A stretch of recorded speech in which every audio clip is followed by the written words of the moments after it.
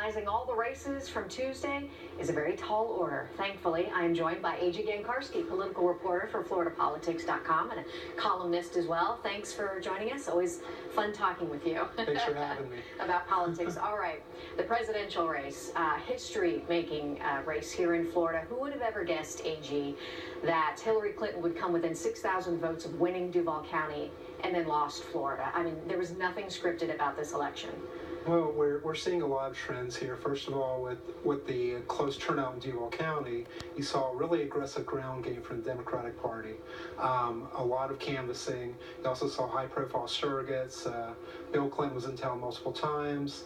Barack Obama came to town before the election. Jesse Jackson, Martin O'Malley were in town for souls to the polls. So it helped with the turnout. But something I was noticing was a lot of worry among Democrats, especially African-American Democrats, about younger black turnout, about young people turning out also. And I think Clinton needed to stack votes here because you get out to Clay County, Nassau County, out west of here, you had 60, 70%, 80% for Trump. You had a lot of people moving out to these counties, and ultimately the rural voters, the suburban voters, they're the ones that made the difference. Trump supporters are calling this the results vindication over the pundits, over the polls, over academia, really. Right. The victory in Florida may not have been such a surprise, but other states were, the Rust Belt, for instance. Oh yeah. When you look at something like Ohio, where Trump won by 10 points. Nobody really saw that coming. The public polling didn't see that coming. They saw kind of an even thing, but it rained in Ohio on election day. You're seeing Wisconsin, places like that in play also. And what that says is that Trump's economic nationalism message, Trump's anti-liberal message really resonated with voters. The Reagan Democrats, the older voters, the kind of high turnout, high propensity voters that, swung the election. And Hillary Clinton's message, there were a lot of slogans there.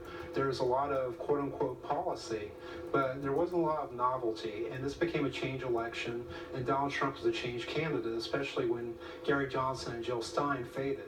Susie Wiles, the political operative behind Rick Scott's successful run for governor, and the co-chair for Donald Trump's Florida campaign. She continues to reign as the kingmaker.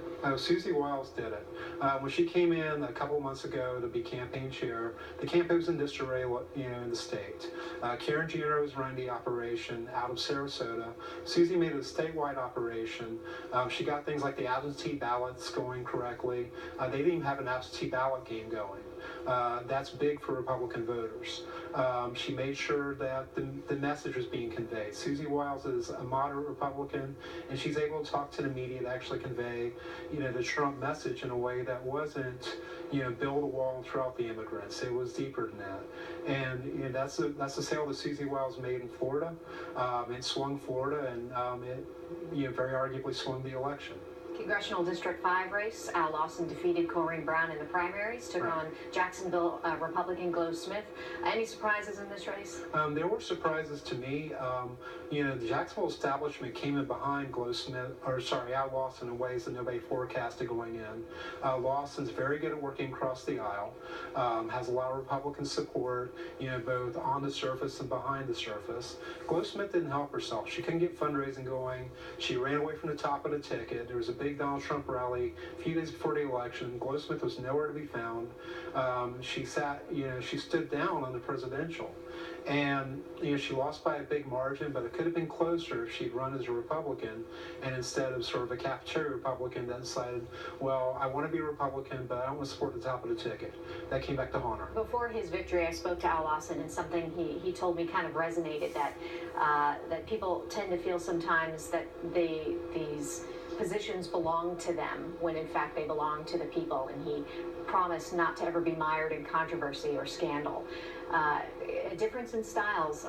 What do you think we're going to see between Al Lawson and Corrine Brown, who held this for more than 2 decades? Well, Al Lawson, he's talking an outsider game, but he's very much an insider. He's been a lobbyist forever. He's been in the legislature out in Tallahassee forever. So he's really well connected. He knows how it works. Lawson doesn't need the money from being in the House. He doesn't need to do the kind of schemes that Corrine Brown's accused of doing.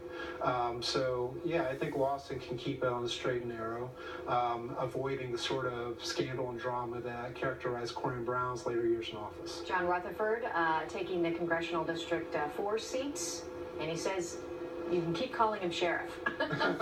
Yeah, you better. Nothing really surprising here. I mean, he kind of had this locked up over the Democrat David Bruderly. Right, and even when he got into the race, there was pretty much a clearance. People saying that Rutherford was a Jacksonville candidate, and he had some challenges in the primary, but he overcame those challenges. He consolidated the money base, and Rutherford is like Lawson. He said, "I'm willing to work across the aisle. I'm not just an ideologue, I'm more than that." And Rutherford did serve up the red meat during the campaign. He did appear at a Trump rally and said a few things. He did have his comments about Black Lives Matter. But in the end, John Rutherford is a pragmatist, just like Al Lawson.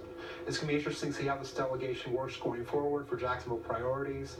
Jacksport, infrastructure money, these issues. There are things that that they're going to have to work together very quickly, because Andrew Crenshaw and Corrine Brown were very good at this stuff.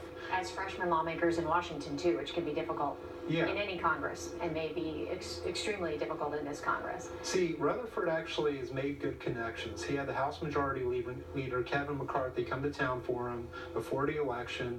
Rutherford is going to, have the kind of help that not every freshman has.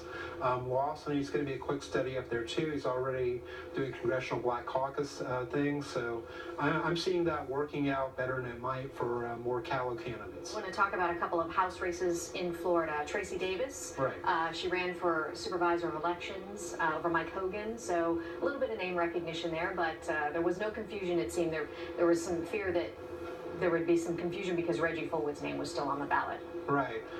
Davis got a lot of support from the Democratic Party. She had to mount a campaign in just a few weeks. It's pretty remarkable when you think about it, with Fullwood's name on the ballot. So her slogan was "Vote Fullwood to elect Davis, darken the Oval." And, she won by 20 points. Mark Griffin was a very good candidate on the other side, but it was a party ID election. Tracy Davis did really well, but Mark Griffin should be congratulated for really outperforming Republicans in that heavily Democratic district. Just a few seconds left. Have to mention Ken Daniels, ousted as a city council member, but wins a House seat. The Demon Buster. The Demon Buster is back, and she's going to be in Tallahassee for 8 years because as a heavily Democratic district, defeated a Republican that didn't have any money or backing, and Daniels had backing in the police union, the fire union, local power brokers. So whether she was effective or not on council, in the State House, she got the backing she needed. A.G. Gancarski, always a pleasure. Thank you. Thank you so much. We'll be right back.